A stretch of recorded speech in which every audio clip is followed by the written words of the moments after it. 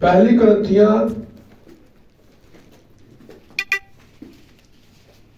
उसका 3 अध्याय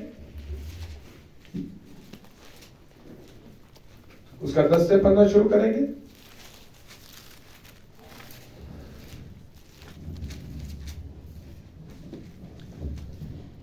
परमेश्वर के उस अनुग्रह के अनुसार जो मुझे दिया गया, मैंने बुद्धिमान राजमिस्त्री के समान नींव डाली और दूसरा उस पर रंदा रखता है। परंतु हर एक मनुष्य चौकस रहे कि वह उस पर कैसे रंदा रखता है, क्योंकि उस नींव को छोड़ जो पड़ी है और वह यीशु मसीह है, कोई दूसरी नींव नहीं डाल सकता। आमीन आमीन। परमेश्वर का वचन पढ़े जाने पर सबको बरकत मिले। परमेश्वर अपने वचन को पढ़े जाने पर सबको आशीष दे। आइए हम दुआ करेंगे। प्रभु तेरे नाम की महिमा हो, तेरे नाम की स्तुति करते हैं। प्रभु तो अपने वचन का स्वयं अनुवादक है। प्रभु हमारी अगुवाई कर। प्रभु यीशु मसीह के नाम से बेनती मांगते हैं, आमीन। आप सब बैठ सकते हैं। तो जो भी पढ़े उसके आगे माइक कर दिया जाए, जो आपकी रिस्पॉन्सिबिलिटी है। आमीन। जो भी पढ़ता है, जिसको भी मिलता है, उसके आगे माइक कर दिया जाए। हालेलुया। तो आज हम बात करेंगे फाउंडेशन के विषय में, नींव के विषय में। और जो मेरा आज का विषय है नींव, फाउंडेशन। आमीन। जिस घर की नींव सॉलिड होना, वो मकान कभी नहीं गिरता। हमने देखा कई बार बहुत से मकानों को रिजेक्ट कर दिया जाता है। बड़ी बड़ी सुंदर इमारतें बनी होती हैं, लेकिन उनको रिजेक्ट कर दिया जाता है इंजीनियरों की ओर से कि इसकी नींव स्ट्रॉन्ग नहीं है, इसकी नींव मजबूत नहीं है, मकान में दरारें आ जाती हैं, मकान गिरने का डर है। आमीन। तो सब कुछ क्या हो जाता है? व्यर्थ हो जाता है। उस पर जितनी लागत लगी हो, जितनी मेहनत की हो, सब कुछ क्या हो जाता है? व्यर्थ हो जाता है। लेकिन जिस मकान की नींव चट्टान पर है, मजबूत है, जिसका नींव चट्टान पर है, मजबूत है, वो गिरने का नहीं है। आमीन। हालेलुया। तो बड़े ध्यान से आपने कलाम को सुनना है, वचन को सुनना है। अपने मोबाइल के स्विच ऑफ करें और आपका पूरा कंसंट्रेशन वचन की ओर हो। आमीन। बिल्कुल आनंद के साथ चर्च में बैठे। कोई भी सोच विचार आपका किसी और ध्यान मत हो। आनंद के साथ, महिमा के साथ वचन को सुने। और वचन ही चंगा करता है। हालेलुया। आप अगर कोई दुखी बीमार है तो विश्वास के साथ वचन को सुने। परमेश्वर अपना वचन भेजकर चंगा करता है। आमीन। और आनंद के साथ चर्च में बैठे। देखिए, एक बार एक चर्च में पास्टर साहब ने इसका अनाउंस किया कि अगली बार, अगले संडे को चर्च में सबको सूप बांटा जाएगा। क्या बांटा जाएगा? सूप बांटा जाएगा। सब सूप पिएंगे। तो अपने घर से आपने बर्तन साथ में लेकर आना है। अपने घर से क्या साथ लेकर आना है? बर्तन लेकर आना है। सबको चर्च में क्या मिलेगा? पीने के लिए सूप मिलेगा। तो सब लोग अपने अपने घर से बर्तन लेकर आए। तो लोगों ने, किसी ने छोटा सा गिलास लाया, कोई जग ले आया, कोई छोटा कप ले आया। तो जो जग लेकर आया उनके बारे में लोग बोलना शुरू कर गए कि जग ले आया इतना बड़ा। आमीन। देखो, मैं तो बेशक फ्री में मिल रहा है, तो मैं तो छोटा सा गिलास लेकर आया हूँ। हालेलुया। मैं तो छोटा सा, मेरे को समझ है, मेरे को क्या है? समझ है दुनियादारी की। वो देखो जग ले आया। तो उसमें अब जग की बातें चल रही थी। तो एक बुजुर्ग बहन इतनी बड़ी हांडी, इतना बड़ा घड़ा लेकर आ गई। जब उस घड़े को देखा उन्होंने तो और बोलना शुरू कर गए, इतना बड़ा घड़ा ले आइए। हालेलुया। अगर दे ही रहे हैं फ्री में तो ऐसा नहीं करना चाहिए। ऐसा लोगों ने बातें करनी शुरू कर दी। मैं भी इतना सा गिलास, देखो मेरे अंदर समझ है, मेरे को प्रकाशन है कि कैसे चलना है। तो जग वाले ने कहा, अब मेरी बात ठीक है, मेरे पास जग है, कोई नहीं उसके पास बड़ा गड़ा है। तो बातें की उन्होंने काफी। सूप बांटने का समय आ गया। सूप बांटने का समय आ गया। तो अब जिसके पास छोटी गिलास थी उसने गिलास आगे किया, उसको भर दिया। उसके मन में ये बात थी कि बेशक वो बड़ा घड़ा ले आई है, तो सूप तो इतना ही डलेगा जितना मुझे दिया गया है। आमीन। तो फिर जग वाले का बात नंबर आया, तो जग वाले का भी जग भर दिया। उसने कहा कोई बात नहीं, घड़े वाले को देखते हैं क्या बनता है। जब वो घड़े वाली बहन आगे गई तो जो सूप डाल रहे थे उसमें भरते गए, घड़ा ऊपर तक भर दिया। तो लोगों ने ये बात सोची, ये क्या बात है। हालेलुया। तो उन्होंने घड़ा भरने वाले से पूछा कि आपने इतना सूप क्यों डाल दिया। कहता हमने बर्तन मंगाए थे। हालेलुया। हमने बर्तन मंगाए थे, ये नहीं कहा था कि छोटा लाना कि बड़ा लाना। वो जितना बड़ा लेकर आई हमने उतना बड़ा भर दिया। हमें उसको भरने के लिए कहा गया था, इसलिए आप जितना बड़ा दिल लेकर चर्च में आएंगे उतनी बड़ी आशीष लेकर जाएंगे। आमीन। हालेलुया। एक दूसरे की ओर नहीं देखना। आपको आशीष देने के लिए परमेश्वर ने अपना कलाम भेजा हुआ है। आमीन। इतना बड़ा बर्तन बनकर आए, प्रभु मुझे भर दे, मुझे भर दे। हालेलुया। तो ऐसे आए चर्च में। आमीन। तो प्रभु के नाम की महिमा हो, प्रभु आप सबको आशीष दे। तो देखिए हमें देखना होगा कि हमारे मसीह जीवन की बुनियाद किस पर है। क्या हमारे उसी शिक्षा पर जो नबी रसूलों ने रखी है। आमीन। जिस चर्च में हम जा रहे हैं, क्या ये चर्च मसीह की इच्छा के अनुसार है। क्या ये चर्च मसीह की इच्छा के अनुसार है। देखिए संत पौलुस ने कलीसिया को स्थापित किया। आमीन। वो इफिसुस कलीसिया काल के दूत थे और उन्होंने बहुत सी कलीसिया को स्थापित किया। उन्होंने उन कलीसियाओं की नींव वचन पर रखी। आमीन। उन्होंने कलीसिया की नींव वचन पर रखी, और जिस कलीसिया की नींव वचन पर है वो कभी भी गिर नहीं सकती, क्योंकि आकाश और पृथ्वी टल जाएंगे, परमेश्वर का वचन कभी नहीं टल सकता। इसलिए अगर आपका मसीह जीवन वचन के ऊपर है, आपके मसीह जीवन की नींव वचन के ऊपर है, तो जितने मर्जी तूफान आए, जितने मर्जी परिस्थितियां बिगड़े, वो आपको हिला नहीं सकते।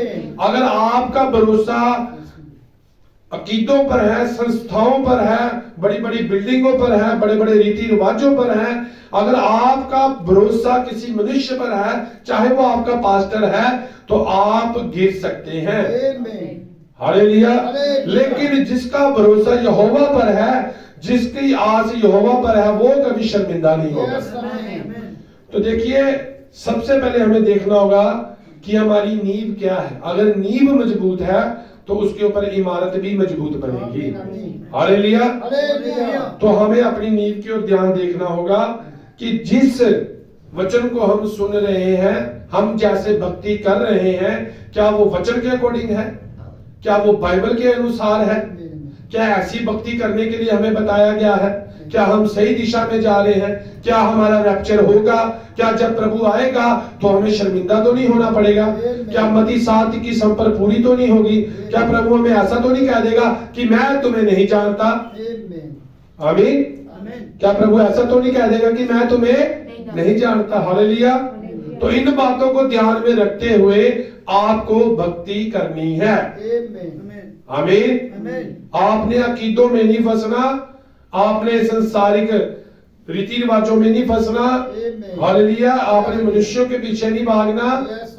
आपको मार्ग दिखाने के लिए परमेश्वर ने अपना वचन भेजा है। आमीन। आपको रास्ता दिखाने के लिए परमेश्वर ने क्या भेजा है? वचन भेजा है। अब संत पौलुस ने कुरिन्थियों की चर्चों की नींव रखी, फिलिपियों की चर्च की नींव रखी। आमीन। अगर इन चर्चों में सब कुछ बताया गया है, मसीह जीवन को कैसे जीना है, संत पौलुस ने पूरी रीति से खोल कर वचन को प्रचार किया। आप पहली कुरिन्थियों 14 अध्याय पढ़े, साफ लिखा हुआ उसमें कैसे चर्च में आराधना करनी है, आराधना में अनुशासन के बारे में साफ कहा गया है। अब आप जैसे आराधना हम कर रहे हैं, हमें देखना होगा, बाइबल के साथ मिलाना होगा कि क्या हम वचन के मुताबिक आराधना कर रहे हैं। आमीन। आशीष कैसे आएगी? सदा की आशीष कैसे आएगी? वचन की आज्ञाकारी करने के द्वारा आशीष आएगी। आशीष कैसे आएगी? वचन की आज्ञाकारी के द्वारा आशीष आएगी। आमीन। हालेलुया। तो हमें इन बातों को बड़े ही ध्यान से देखना होगा कि हम जिस चर्च में जाते हैं, देखिए संत पौलुस ने कहा जो सुसमाचार मैंने सुनाया है इसको छोड़ के अगर कोई और सुनाए तो वो श्रापित हो। यस आमीन। तो हमें ये देखना होगा कहीं हम श्रापित रीति से महिमा तो नहीं कर रहे। आमीन हालेलुया। जो हम सुन रहे हैं क्या परमेश्वर का ताया हुआ वचन है? क्या परमेश्वर ने हमें ऐसी आराधना करने की आज्ञा दी है? यस आमीन। इन बातों को जांचना एक विश्वासी का कर्तव्य है। आमीन। हमने अंधभक्ति नहीं करनी, हमने अंधभक्ति नहीं करनी। हालेलुया। हालेलुया। हमने पूरी रीति से, क्योंकि बाइबल में यीशु मसीह ने 10 आज्ञाएं तो पुराने नियम में दी, लेकिन प्रभु यीशु मसीह ने एक 11वीं महान आज्ञा दी कि तू अपने पड़ोसी से प्रेम कर और अपने परमेश्वर से पूरी बुद्धि से और पूरी ताकत के साथ प्रेम कर। आमीन। पूरी बुद्धि और पूरी बुद्धि के साथ। आमीन। हमने वचन को देखना है, समझना है। अगर समझ नहीं आ रही तो दुआ करना है, क्योंकि परमेश्वर ने वचन को खोलने के लिए वादे के अनुसार अपना नबी भेजा है। हालेलुया। आमीन। तो अगर आपकी जिस चर्च में आप जा रहे हैं उस चर्च की फाउंडेशन वही फाउंडेशन है जो संत पौलुस ने पहली कुरिन्थियों 3:10 अध्याय में रखी है, तो आप सही चर्च में जा रहे हैं। अब उन चर्चों की कुछ निशानियां हैं। हालेलुया।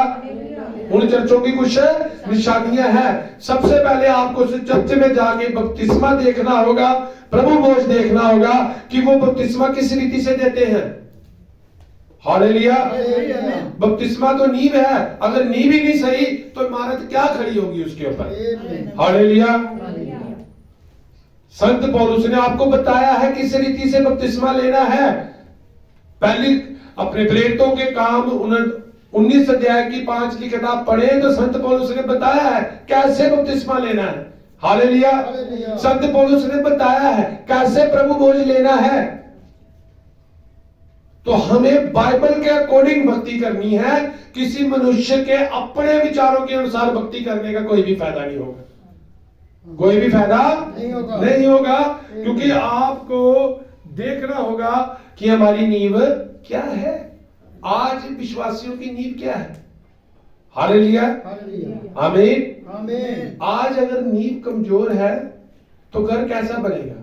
जब हम मत्ती की पुस्तक में पढ़ते हैं तो हम निकालेंगे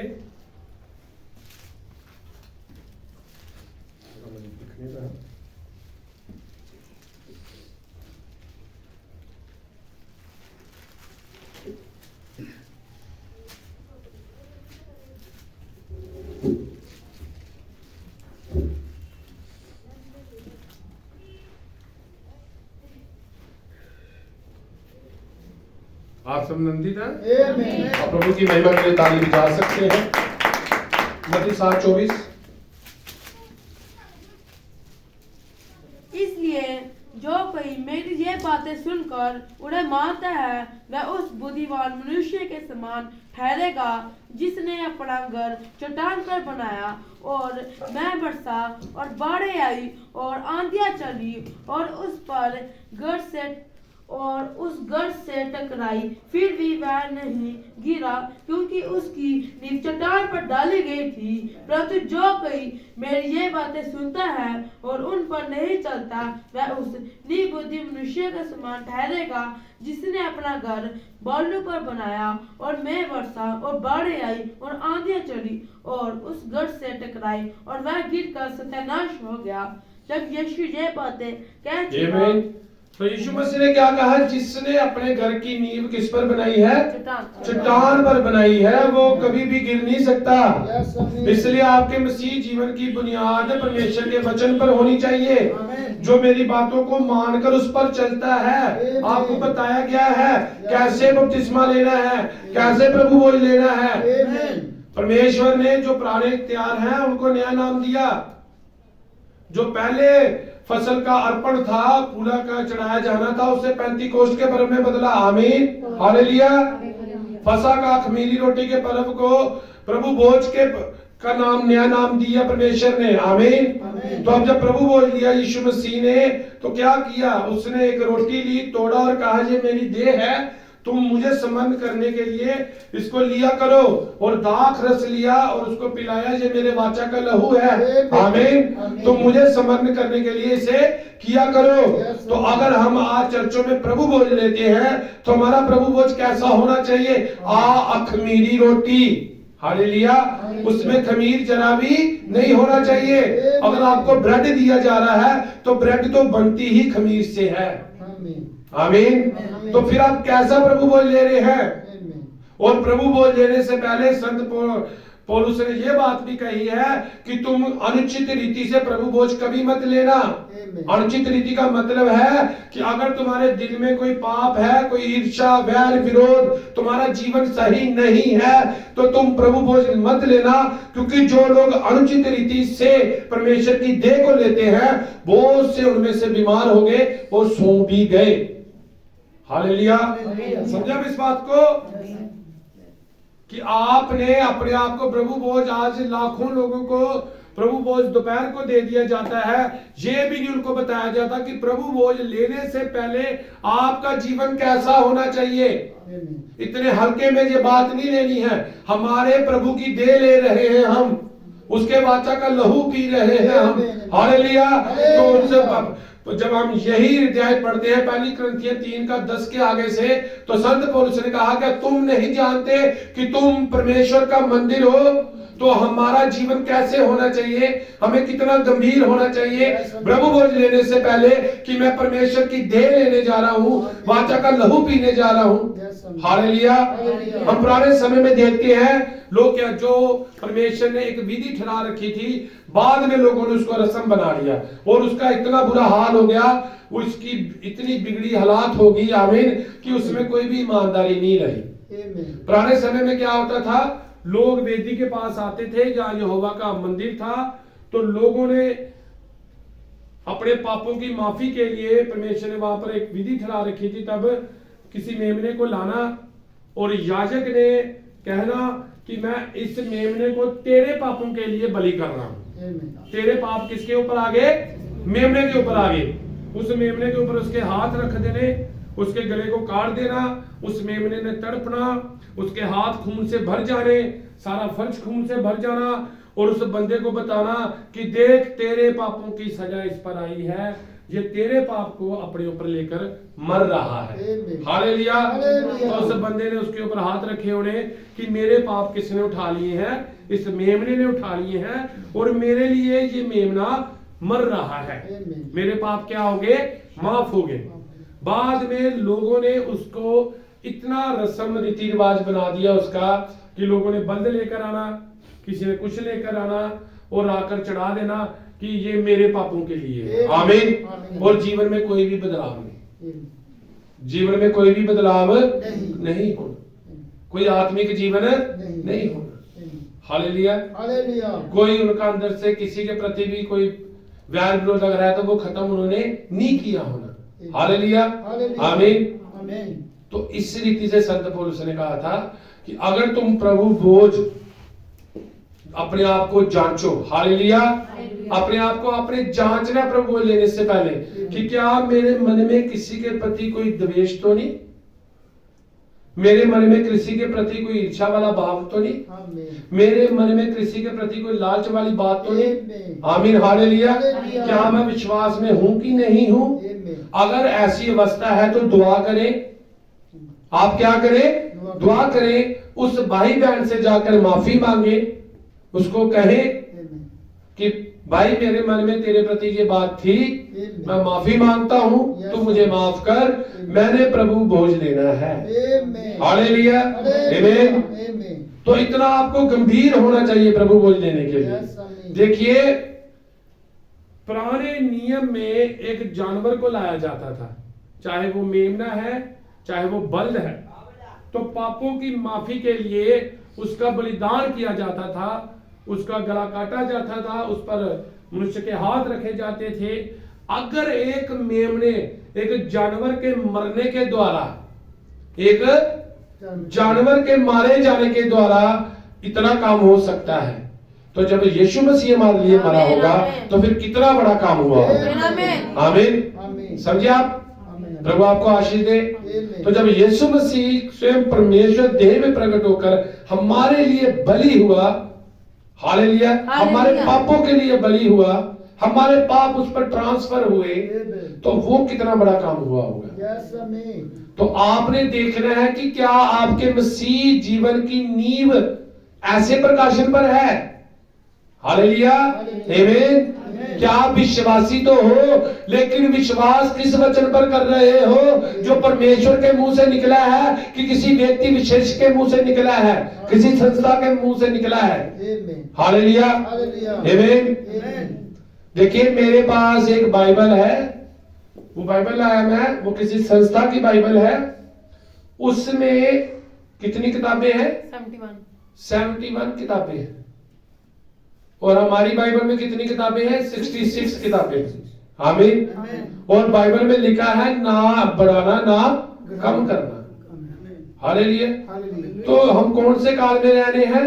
लौदीकिया काल में, जो सबसे अंतिम युग है, अंतिम काल है और सबसे छोटा काल है, सबसे छोटा काल है।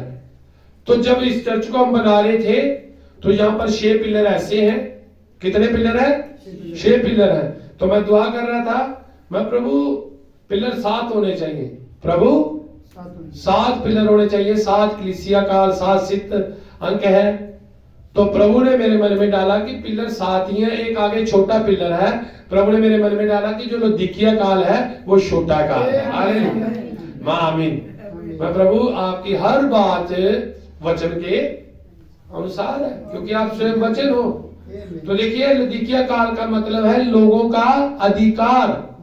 आज लोगों ने अपनी मनमानियां करनी शुरू कर दी हैं। पुलपट में से अपनी मनमानियां शुरू होनी हो गई हैं। वचन को अपने मनमाने ढंग से मानना शुरू कर दिया है। हालेलुया। तो हमारा क्या फर्ज है? परमेश्वर के रियल सीड का क्या फर्ज है? सही तरीके से संपूर्ण सच्चा वचन, परमेश्वर का सही संदेश लोगों तक पहुंचाना। ये किनकी जिम्मेवारी है? ये हमारी जिम्मेवारी है। हम में से आप भाई बहनों को आगे बढ़ना पड़ेगा। हालेलुया, आपको आगे बढ़ना पड़ेगा। ये आपकी जिम्मेवारी है कि आप जाकर लोगों को सही बपतिस्मा, सही प्रभु बोझ, हालेलुया, और युग के नबी के बारे में बताएं कि अगर प्रभु ने जो इजरायली जब मिस्र में कैद थे, आमीन, इजरायली लोग कहाँ कैद थे? उनको छुड़ाने के लिए किसको भेजा था? मूसा को भेजा। उस समय का नबी कौन था? मूसा था। तो आज ये संसार मिस्र बन चुका है। ये संसार मिस्र बन चुका है। मिस्र किसको दर्शाता है? गुलामी को। तो आज संसार फैशन का गुलाम हो चुका है, नशे का गुलाम हो चुका है, व्यभिचार का गुलाम हो चुका है, ठगी का गुलाम हो चुका है, लालच का गुलाम हो चुका है। आमीन, हालेलुया। तो आज गुलामी इतनी संसार में पड़ चुकी है, ये संसार मिस्र बन चुका है और शुद्ध मन वाले यहाँ पर हैं। इनको बचाने के लिए क्या आज का मूसा नहीं परमेश्वर ने भेजा? और आज का मूसा कौन है? हालेलुया। तो आपको इस मिशन से बाहर निकालने के लिए क्या प्रभु अपना वादा नहीं निभाएगा कि देख मैं जगत के अंदर तेरे साथ हूँ, मैं तुझे नाथ नहीं छोड़ूंगा? तो हमें आज का मूसा ढूंढना होगा। हालेलुया, वो कौन है? हमें आज का नबी ढूंढना होगा जिस कलीसिया की नींव नबी रसूलों की शिक्षाओं पर नहीं है, वो गिरा दी जाएगी। आमीन, हालेलुया। वहां रैप्चर हो ही नहीं सकता अगर आपका बपतिस्मा प्रभु यीशु मसीह के नाम से नहीं है, अगर आप प्रभु बोझ बिल्कुल हृदय से नहीं ले रहे, अगर आपके पास नबी नहीं है, अगर आपके पास समय का संदेश नहीं है, तो रैप्चर हो ही नहीं सकता। रैप्चर हो ही नहीं सकता। फिर आस लगाने का क्या फायदा? हम तो बाहर जो रहे हैं अपने उद्धारकर्ता की कि वो जल्द आने वाला है, हमें लेकर जाने वाला है। अगर वो आए तो हमें लेकर ना जाए तो इससे बदतर हालात फिर क्या होंगे? आपको मैं ये आप चेतावनी ही समझ ले। आमीन, हालेलुया।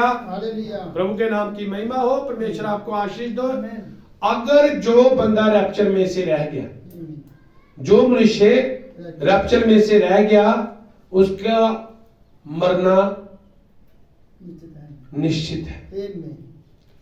जा तो उसको पशु की छाप लेनी होगी अपने ऊपर, आमीन। उसको रोम के बनाए हुए नियमों को मानना होगा, क्योंकि वो विनाश का पुत्र वेटिकन सिटी में है। उसके बाद 666 की क्या होगी? मोहर होगी, वो आपके माथे पर लगाएगा। वो 666 की मोहर क्या है? परमेश्वर के वचन को, पूरे सच्चे वचन को छोड़कर उसकी झूठी शिक्षा को मानो। यही 666 की क्या है? मोहर है। अगर अब यहां पर अगर किसी का रैप्चर नहीं होता, अगर कोई रह जाता है, आमीन, अगर कोई रह जाता है तो उसे कष्ट काल में से जाना होगा, उसको फिर गर्दन कटवा कर, आमीन, हालेलुया, वहां पर आना होगा।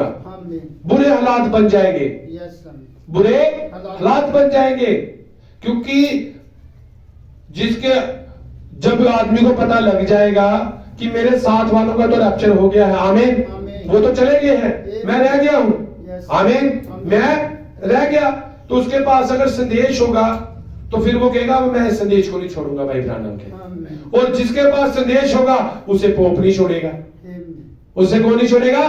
पोप नहीं छोड़ेगा, क्योंकि WCC कौंसिल चर्च का निर्माण हो रहा है, आमीन। सब धर्म एक हो जाएंगे और उन सब का हेड किसको बना देंगे? पोप को बना देंगे, कि ये सबसे धार्मिक बंदा है, उसके पास झूठी शिक्षा है, उसके पास झूठे रीति रिवाज है, उस चर्च की नींव वचन पर नहीं है, उस चर्च की नींव उस मनुष्य की झूठी शिक्षा के ऊपर है, आमीन, हालेलुया। तो रैप्चर में जाना हमारे लिए कितना जरूरी है, समझे आप इस बात को? तो रैप्चर के लिए फिर कैसा जीवन होना चाहिए? पवित्र, कैसी आज्ञाकारी होनी चाहिए? प्रभु भोज को लेने से पहले कैसा शुद्ध मन होना चाहिए? प्रभु की देह को लेने से पहले कैसे होना चाहिए? आज तो मिट में अच्छी बात है भाई बहनों का इकट्ठा होना, मैं उस कन्वेंशन को फाइनल समझता हूं, उस कन्वेंशन को परमेश्वर की ओर से समझता हूं, जिस कन्वेंशन में ज्यादा नहीं तो कोई एक ही प्राण तौबा कर ले, आमीन, कोई एक ही बंदा मन हृदय से मन फिरा ले, आमीन, वरना वो शक्ति प्रदर्शन ही है, आमीन। तो हम परमेश्वर से ये दुआ मांगते हैं कि हम उस नींव पर बने रहें, हम उस प्रकाशन पर बने रहें जो नबी रसूलों ने रखी है, आमीन, जो किन्होंने रखी है? नबी रसूलों ने रखी है। अब इस नींव के अंदर क्या क्या है? इसका मटेरियल क्या है इस नींव का? क्यों ये नींव इतनी स्ट्रॉन्ग है? इसके अंदर सच्चा बपतिस्मा है, सच्चा प्रभु भोज है, हालेलुया, सच्चे आत्मिक वरदान है, 5 प्रकार की सेवकाई है। बहनों का क्या दर्जा है चर्च में, उसके बारे में सही प्रकाशन है। पति पत्नी ने कैसे रहना है, इसका सही प्रकाशन है।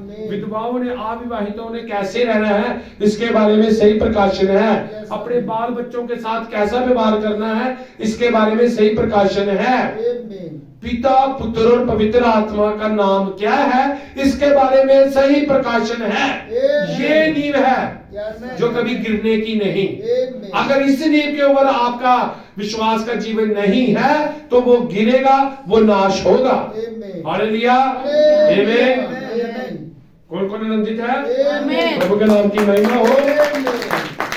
संत पौलुस ने सब बता रखा है। प्रेरितों का काम 19 अध्याय पढ़े तो आपको पता चल जाएगा बपतिस्मे के बारे में। हालेलुया। तो प्रेरितों का काम जब आप पढ़ते हैं तो उसमें आपको क्या पता चलता है? और पहली करंथियां 14 का 13 पढ़े तो ज्ञान जुबान के बारे में पढ़े पता चलेगा। पहली करंथियां को आप पूरा पढ़े तो आपको पता लग जाएगा चर्च में क्या डिसिप्लिन होने चाहिए। आप पहला तिमोथियस पढ़े, पहली करंथियां 14 का 34-35 पढ़े, पहला तिमोथियस 2:11-12 पढ़े, आपको पता चल जाएगा बहनों को प्रचार करना चाहिए कि नहीं करना चाहिए। चर्च में 5 प्रकार की सेवकाई, आप इफिसियों 4:11 पढ़े तो आपको पता चल जाएगा चर्च में कौन सी 5 प्रकार की सेवकाई होती है। आमीन, हालेलुया। इन प्रकाशन के ऊपर जो चर्च है उस चर्च में प्रभु यीशु मसीह का जहाज आने वाला है, वहां पर लैंड होगा और कहीं पर लैंड नहीं होगा। हालेलुया, आमीन। देखिए मैं आपको एक अपनी ओर से सिंपल सा उदाहरण बताता हूं। आपको क्या बताता हूं? सिंपल सा एक उदाहरण, इस बात को आपने पकड़ना है। अगर मुझसे कोई गलती हो तो मैं माफी मांगता हूं, लेकिन मैं आपको एक सिंपल सा उदाहरण बताता हूं कि हम 10 कवालियों के दृष्टांत पढ़ते हैं ना बाइबल में। आमीन आमीन। 5 के पास क्या था? तेल एक्स्ट्रा था तेल। और एक्स्ट्रा तेल था, और 5 के पास केवल तेल था। आमीन। आमीन। जिनके पास तेल और एक्स्ट्रा तेल था वो अपने दूल्हे के साथ चली, चलेंगे। और बाकी जो 5 रह गई रह गई। वो बाहर रह गई। आमीन। आमीन। अब तेल क्या है? बाइबल। और एक्स्ट्रा तेल मैं नबी आपको के example- संदेश। संदेश। ये दोनों होना जरूरी है। हालेलुया। फिर रैप्चर होगा। तेल, एक्स्ट्रा तेल। आमीन। ये होंगे तो आपका रैप्चर होगा। ये नहीं है समय का संदेश तो रैप्चर हो ही नहीं सकता, क्योंकि भाई ब्रानम के संदेशों ने हमें आकर क्या सिखाया कि उठाया जाना कैसे होगा। भाई ब्रानम के संदेशों ने आकर हमें रैप्चरिंग फेथ दिया। भाई ब्रानम ने आकर हमारे ऊपर बपतिस्मा खोला। भाई ब्रानम ने आकर हमारे ऊपर गैर भाषा का अनुवाद खोला। आमीन। समय का संदेश दिया किसने है? किसने दिया? नबी ने। इस मिशन से भी बाहर निकालने के लिए प्रभु ने हमारे समय का मूसा भेजा है। हालेलुया। आमीन। अगर उसकी आवाज को नहीं पहचाना तो उसने कितने बड़े बड़े बड़े काम किया आकर किए ना। तो ऐसा ही है, अगर भाई ब्राह्मण समय का संदेश नहीं है हमारे पास, अगर नबी रसूलों की शिक्षा हमारे पास नहीं है, आज प्रॉफिट लिखाने से आगे आप प्रॉफिट नहीं बन जाते। आप प्रॉफिट आगे लिखा ले तो वो प्रॉफिट नहीं बन गए। आमीन। भाई बहनों को प्रभु आशीष दे। प्रभु की सेवा करना बहुत अच्छी बात है, क्योंकि बाइबल में लिखा है फसल पक चुकी है, काटने वाले थोड़े हैं। परमेश्वर में बहुत से काटने वाले भेजे। आमीन। हालेलुया। तो ईमानदारी के साथ परमेश्वर की सेवा करनी चाहिए, लेकिन अपने आगे खुद प्रॉफिट लगाने से कुछ नहीं होगा। पहले आप प्रॉफिट हो, ये आग का खंभा आके प्रमाणित करेगा कि आप प्रॉफिट हो कि नहीं हो। आमीन। हालेलुया। जब तक मोहर ना लगी हो तब तक हम नहीं मान सकते। हालेलुया। आमीन। तो मोहर लगी होनी जरूरी है कि ये मेरी ओर से है। आमीन। आमीन। तो आग के खंबे ने क्या मूसा को अभिषिक्त नहीं किया आग की जाड़ी में कि ये मेरी ओर से है? तो आग के खंबे ने क्या संत पौलुस को मसा नहीं किया? तो आग के खंबे ने क्या भाई ब्राह्मण को मसा नहीं किया? उसी आग के खंबे ने 120 लोगों का पेंटिकोस के दिन क्या मसा नहीं किया? तो वही आग का खंबा आज क्या हमारा नहीं मसा कर रहा? हालेलुया। तो वो पिलर ऑफ फायर होना जरूरी है जो प्रभु यीशु मसीह है। आमीन। हालेलुया। विदाउट समय के संदेश के, विदाउट नबी के, सच्चे बपतिस्मे के, सच्चे प्रभु भोज के, सच्चे मन फिराव के, सच्चे तोबा के कैसे रैप्चर में जाएगा? आमीन। हालेलुया। बड़ी बड़ी रैलियां निकालने से परमेश्वर प्रसन्न नहीं हो सकता। आमीन। इन बातों से परमेश्वर प्रसन्न नहीं हो सकता। वो तब प्रसन्न होता है जब कोई प्राण सच्ची तोबा करता है, आमीन। सच्चा मन फिराता है। आमीन। हम यीशु मसीह के गवाह हैं, क्योंकि हमें तो ठहराया गया है जब तुम समर्थ पाओगे दुनिया के शोर तक मेरे क्या होगे? गवाह ठहरोगे। हालेलुया। आमीन। तो हमें समर्थ देने के लिए समय का संदेश आया है। वो 7वां दूत आया है, वो मलाकी 4 आया है, प्रकाशित 10:7 आया है। धन्यवाद करते हैं इस समय को देखने के लिए। बड़े बड़े भविष्यकर्ता चाहते थे इस समय को देखने के लिए। आमीन। और हम पर कृपा हुई खुदा की। हालेलुया। आमीन। जब तक वो पेंटिकोस का बपतिस्मा नहीं मिलता आपको, कैसे उठाया जाना होगा? देखिए यहूदा इस्करियोती, जब परमेश्वर ने अपने 12 चेलों को भेजा तो उसमें से एक यहूदा इस्करियोती भी था, जिसने क्या किया था? परमेश्वर को पकड़ा दिया था। अब यहूदा इस्करियोती के पास भी कौन सा अधिकार था? बताएं। चंगाई का अधिकार, दुष्ट आत्मा का निकालने का अधिकार। आमीन। उसने बड़े बड़े काम किए होंगे, बड़े लोगों को चंगा किया होगा, लेकिन पेंतीकोस्त का बपतिस्मा वो नहीं पा सका। वहां पर वो 11 ही थे। हालेलुया। वहां पर कहा था यहूदा इस्करियोती, वो पेंतीकोस्त तक नहीं आ सका। आमीन। हालेलुया। सर्प का बीज पेंतीकोस्त का बपतिस्मा पा ही नहीं सकता। आमीन। हालेलुया। ये केवल उसकी दुल्हन के लिए है। ये प्रेम पत्र केवल उसकी दुल्हन के लिए है। हालेलुया। और किसी को समझ ही नहीं आएगा। आमीन। यीशु मसीह आया, लोगों ने क्रूस पर चढ़ा दिया, और जिस दिन चढ़ाया होगा शायद ये बात करते हो, जल्दी चढ़ाओ क्रूस पर, हमने बंदगी करने जाना है। क्या कहते होंगे शायद, जल्दी चढ़ाओ क्रूस पर यीशु को, हमने क्या करने जाना है, बंदगी करने जाना है। और शायद वहां पर गीत भी गाते हो जाकर, रब खुदा मन बादशाह मेरा बादशाह, क्रूस पर चढ़ाने के बाद। आमीन। हालेलुया। आया, चला गया, जो उसकी वेट कर रहे थे, जो संत, उनको साथ भी ले गया। आमीन। लोगों को पता भी नहीं चला। वो आज भी कई बार जो रहे हैं, मसीह आने वाला है, उसकी दूसरी आमद भी होने वाली है। आमीन। हालेलुया। लोगों को पता भी नहीं है। तो ऐसा ही अब होगा, वो आएगा, अचानक से परमेश्वर अपने मंदिर में आ जाएगा। और देखिए, इस बात को आपने पकड़ना है। पहली आमद में खुद खुदा ने आकर कहा, इससे पहले कि इब्राहिम हो मैं हूं।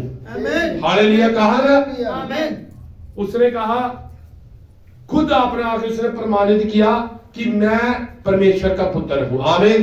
बड़े बड़े काम किए उसने पहली आमद में, बड़े बड़े काम किए।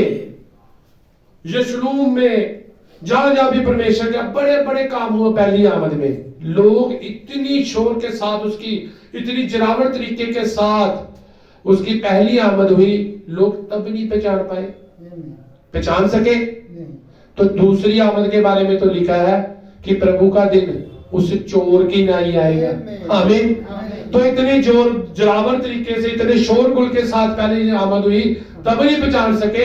अब तो चोर की नाई आना है, तब कैसे पहचान सके, है ना। तो इसके लिए आपकी नींव किस, आपके विश्वास की नींव कहां पर है, फाउंडेशन क्या है, जिस चर्च में आप जा रहे हैं उसकी नींव क्या है, उसका वचन प्रचार क्या हो रहा है, क्या उसके पास समय का संदेश है, उसके पास नबी है, रसूलों वाली शिक्षा है, सच्चा बपतिस्मा है, सच्चा प्रकाशन है। तो अगर नहीं है तो क्या मिलेगा आपको। आमीन। हालेलुया। चंगा करने का अधिकार तो उन 70 चेलों के पास भी था, आज भी वो चंगा कर रहे होंगे, उनके हाथ में तो है ही है। आमीन। लेकिन अनंत जीवन तो सिर्फ किसके पास था। हालेलुया। जो पहाड़ पर चढ़े थे, धन्य हो तुम जो मेरी बातों को सुनते हो और इन पर चलते हो, और धन्य हो तुम जब लोग मेरा नाम लेकर तुम्हें सताएंगे, क्योंकि तुम्हारा फल स्वर्ग में बड़ा है। आज सताया नहीं जा रहा।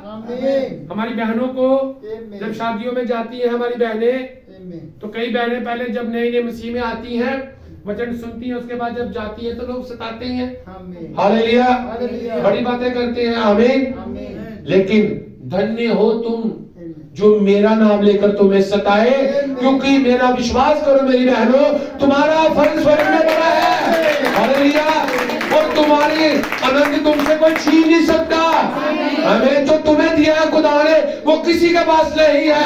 तुम परमेश्वर के अधीन हो, जो अपने जीवन से प्रमाणित कर रहे हो, हम मसीह की बेटियां हैं, हमने मसीह के वचन का स्वीकार किया है, हमने दिखावटी कुछ भी नहीं किया। ओरिजिनल सीड के ऊपर ओरिजिनल ही काम होंगे। हालेलुया। आमीन। तो नींव किस पर है, हमें देखना होगा इस बात को कि हमारे चर्च की, हमारे मसीह जीवन की नींव कहाँ है। हालेलुया। सच्ची तौबा, सच्चा मन फिराव, सच्चा बपतिस्मा, सच्चा प्रभु भोज। देखिए परमेश्वर ने हमें 3 हुक्म मानने की बात कही है। परमेश्वर ने हमें मन फिराव, हालेलुया, बपतिस्मा, प्रभु भोज, पैर धोने की रस्म और पानी का बपतिस्मा। आमीन। प्रभु भोज, पैर धोने की रस्म और पानी का बपतिस्मा। ब्रेड के साथ बात नहीं बनेगी। ब्रेड में तो पूरा खमीर है, खमीरी रोटी कहा है तो हमें खमीरी खिलाई जा रही है। फिर शाम को प्रभु बोल दिया था हम दिन को ले रहे हैं, फिर लाखों लाखों लोग ले रहे हैं। तो क्या जांचा आपने, प्रचार किया कि प्रभु भोज लेने से पहले जीवन कैसा होना चाहिए? आमीन। देखिए आत्मा की परख केवल दुल्हन के पास है। दुल्हन पहचान लेगी कि इस बंदे के अंदर कौन सा आत्मा है, इसके अंदर कौन सा आत्मा है। ये परख केवल दुल्हन के पास है और मेरे हिसाब से 70 चेलों के पास ये परख नहीं थी। हालेलुया, आमीन। फिर से वो मसा आने वाला है, कौन सा? आप हनन्याह और सफीरा को जानते हैं ना, जिसने आके पतरस से झूठ बोला था। पतरस पवित्र आत्मा से भरा था और उन्होंने आकर झूठ बोला पतरस से। पहले पति आया, जब पत्नी आई तो आकर का उन्होंने जमीन बेची। उस समय क्या था, सारे रसूल एक साथ मिलकर रहते थे और जितने भी जिसके पास जो था सब मिल बांट कर प्रभु की सेवा के लिए वो लगा देते थे। तो एक पति पत्नी ने अपना घर की क्या बेची, जमीन बेची, तो थोड़ा रख लिया और थोड़ा चेलों के पास ले आए। हालेलुया। तो जब पतरस वहां पर बैठा था उसने देखा, पति आया, प्रेत जी हमने बेचा है और आपके लिए सारा ले आए हैं। आमीन। आप घर में जाकर इस अध्याय को पढ़ना। तो पतरस ने कहा तूने पवित्र आत्मा से झूठ बोला है, देख तेरी मौत दरवाजे पर खड़ी है। उसके मुंह से बात निकली, वो वही मर गया। औरत आई, औरत ने भी ऐसा बात कहा और उसको लोग कब्र पर उठाकर उसको गाड़ने के लिए ले गए। वो अभी गाड़ कर आए ही हैं, दरवाजे पर ही खड़े हैं, तो औरत ने भी आकर झूठ बोल दिया। तो उससे पतरस ने कहा तेरे गाड़ने वाले भी दरवाजे पर ही खड़े हैं। हालेलुया। तो वही पवित्र आत्मा काम करने वाला है, वो समा आ चुका है कि आपके मुंह से निकलेगा उसी वक्त हो जाएगा। हालेलुया। अगर कोई आपसे आके झूठ बोलेगा तो वो अपनी बातों में फंस जाएगा। आमीन।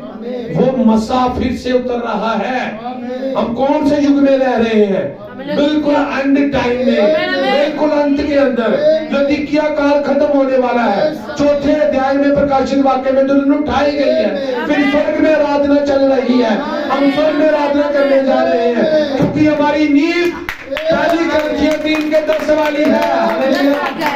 मनुष्य के बातों पर हम नहीं चलने वाले, मनुष्य में बता नहीं सकते, हम नाच नहीं है, हमारी भक्ति दिशाहीन नहीं है। हमारे पास नबी है, हमारे पास समय का संदेश वाहक है। हालेलुया। हमारे पास नबी है और नबी परमेश्वर की आंखें हैं, प्रभु का मुंह है। परमेश्वर उन आंखों से देखता है, उसके मुंह से बोलता है। हालेलुया।